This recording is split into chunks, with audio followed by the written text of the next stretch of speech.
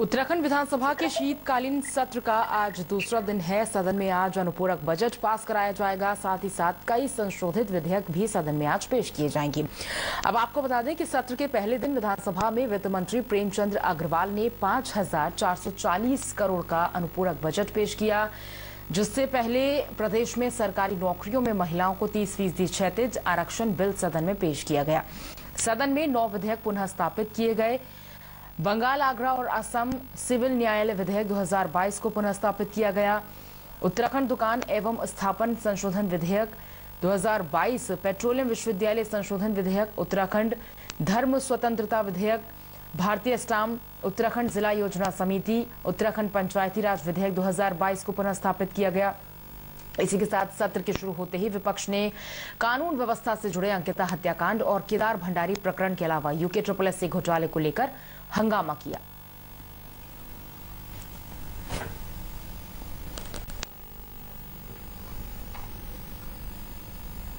महिला आरक्षण के विषय में इस सत्र में लाएंगे और वो आज हमने प्रस्तावित किया है। मैं इसके लिए अपनी सरकार का भी विशेष रूप से माननीय मुख्यमंत्री जी का बहुत धन्यवाद कर रहा हूँ और उम्मीद कर रहा हूँ कि इसमें सभी का सहयोग मिलेगा ताकि हम अपने जो महिलाएं हैं उनको उसका जो लाभ है उसको हम दे सकें।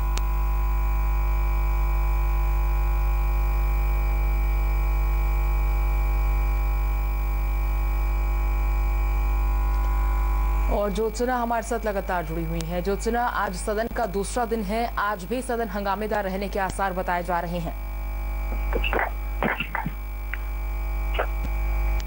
बिल्कुल पूजा, विपक्ष के पास बहुत मुद्दे हैं। आप देखेंगे कि कल अंकिता भंडारी केस को लेकर के यानी कि विपक्ष ने कानून व्यवस्था का मुद्दा उठाया। विपक्ष जानता था कि केवल वो अंकिता भंडारी का मुद्दा उठाएगा तो हो सकता है कि पीठ उसे एक्सेप्ट न करे क्योंकि मामला न्यायालय में विचाराधीन है।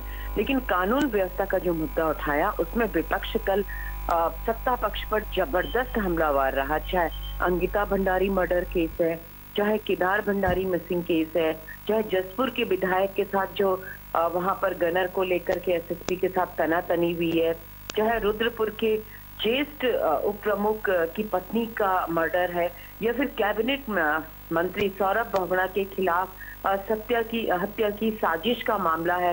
ये सारे मसले कल 1 बाय 1 विपक्ष ने उठाए और सत्ता पक्ष की जबरदस्त घेरेबंदी की। हालांकि सत्ता पक्ष ने आंकड़ों के साथ कोशिश की कि वो ये बताए कि नहीं कानून व्यवस्था दुरुस्त है, सारी चीजें ठीक है, लेकिन कहीं विपक्ष हमलावर रहा। विशेषाधिकार हनन का मामला रहा हो तो विपक्ष उसमें भी सत्ता पक्ष पर भारी पड़ता हुआ नजर आया। हालांकि सत्ता पक्ष ने भी बड़ी चालाकी से अपने पूरे बिजनेस को सदन में क्लियर करवा दिया।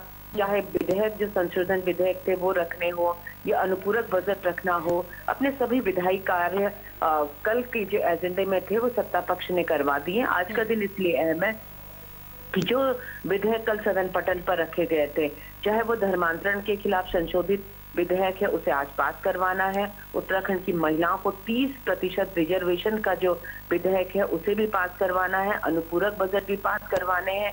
इसके अलावा कुछ और संशोधित विधेयक भी आज सदन पटल पर रखे जाने हैं। वहीं हो सकता है कि आज बेरोजगारी के मसले पर विपक्ष एक बार फिर से सत्ता पक्ष को घेरे, क्योंकि बेरोजगारी भी एक बड़ा मुद्दा है। बेरोजगारी के बहाने ही जिस तरीके से नियुक्तियां हुई हैं, चाहे यूके का मामला है या फिर विधानसभा में बैकडोर भर्ती का मामला है, इन सब विषयों को लेकर सरकार की घेरेबंदी करने की कोशिश की जाएगी।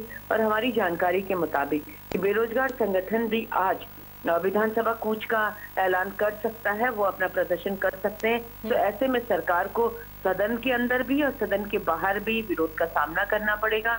अपने बचाव का रास्ता खुद ही अख्तियार करना पड़ेगा। कल भी मैं आपको बता दूं कि उत्तराखंड के ट्रांसपोर्टर्स ने पूरे उत्तराखंड में कल चक्का जाम किया था। कहीं भी सिटी बस, ऑटो रिक्शा कुछ भी नहीं चले थे और देहरादून में ही विधानसभा कूच का भी ऐलान किया था। बहुत जबरदस्त यहाँ पर प्रदर्शन। ये ऑटोमेटिक जो फिटनेस सेंटर है उसको लेकर के कहीं ना कहीं विरोध था और जबरदस्त विरोध था और उसको देखते हुए सरकार बैकफुट पर है। वार्ता की पहल पहले भी की गई थी और अब भी की गई है। हालांकि आज यातायात सामान्य है, लेकिन कल भी लोगों को बहुत ज्यादा मुश्किलों का सामना करना पड़ा था। पूजा, ठीक है, बहुत बहुत शुक्रिया करेंगे आपका ज्योत्सना, इस पूरी जानकारी को हम तक साझा करने के लिए। विधानसभा सत्र के पहले दिन प्रदेश में धर्मांतरण कानून को लेकर संशोधन किया गया। धर्मांतरण कानून को और भी सशक्त बनाने के लिए इसकी सजा को 2 वर्ष से 7 वर्ष तक निर्धारित किया गया है। उत्तराखंड चीन और नेपाल से सटा राज्य है, जिसके चलते प्रदेश में धर्मांतरण किए जाने के आसार बने रहते हैं और इसीलिए ये कानून और भी सशक्त बनाया गया है।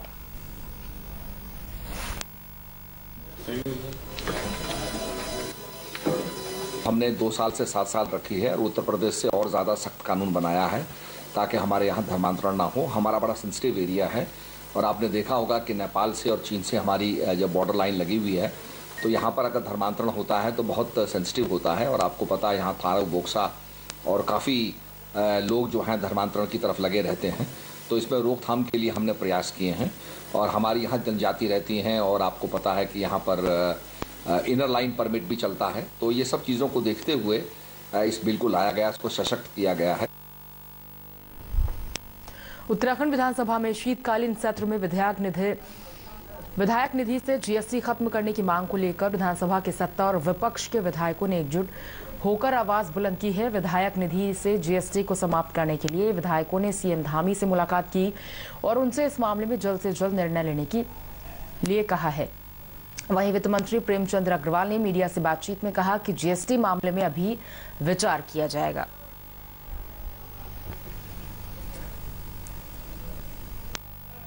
कुछ हमारे माननीय विधायकों का ये कहना था कि 3,75 लाख में यदि 18% जीएसटी जाएगा तो लगभग 65-70 लाख रुपया जीएसटी में चला जाता है। तो हमारे माननीय विधायकों की मांग ये थी कि ये जीएसटी समाप्त किया जाना चाहिए ताकि 3,75 लाख रुपए पूरा उपयोग माननीय विधायकगण कर सकें। माननीय मुख्यमंत्री जी के सामने ये विषय आया है, बहुत गंभीरता से सरकार इसमें विचार कर रही है। माननीय मुख्यमंत्री जी ने आश्वस्त किया है कि उस पहलू पे भी विचार करेंगे, क्या उसे जीएसटी समाप्त कर सकते हैं क्या, या हम विधायक निधि बढ़ा सकते हैं। जो विधायक निधि है वो जीएसटी के दायरे में है और काफ़ी धनराशि जीएसटी के दायरे में होने की वजह से वो खर्च हो जाती है और उसका लाभ स्थानीय जो हमारे विधानसभा क्षेत्र की जनता है उसका लाभ उनको नहीं मिल पाता है। एक हमने कहा कि विधायक निधि को जीएसटी से दायरे से बाहर रखा जाए और दूसरा विधायक निधि को बढ़ाया जाए। माननीय मुख्यमंत्री जी ने आश्वस्त किया है, कोई कांग्रेस के विधायकों की मांग नहीं है, सभी दलीय विधायकों के, भारतीय जनता पार्टी के माननीय विधायकों की भी यही मांग है।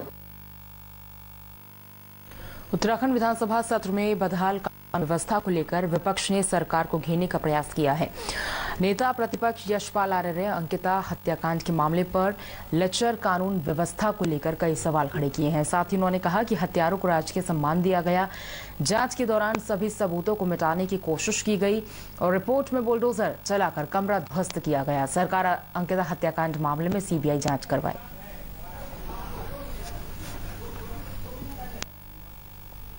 हमने लगातार कहा अगर सरकार की नीयत साफ है, ईमानदारी है, तो इसकी माननीय उच्च न्यायालय के न्यायाधीश की निगरानी में, उच्च न्यायालय की निगरानी में सीबीआई जांच करे। ये हमारी शुरू से मांग है। अगर सरकार की नीयत साफ है तो इनकार क्यों कर रही है, क्यों सीबीआई जांच से बचना चाहती है? इसके मायने हैं कि उन चेहरों को बेनकाब करने से रोकना चाहती है जो अंधेरे में है आज, जो रसूखदार लोग हैं, जो सत्ता से जुड़े हुए लोग हैं, जो करीबी लोग हैं, उनको बचाना चाहते हैं।